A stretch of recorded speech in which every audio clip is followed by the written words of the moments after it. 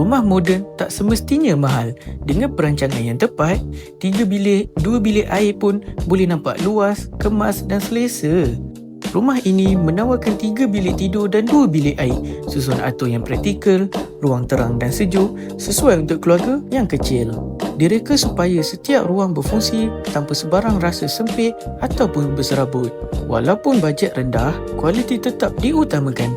Daripada pelan arkitek, susun atur hingga spesifikasi binaan, semuanya diurus oleh pasukan profesional untuk hasil yang konsisten.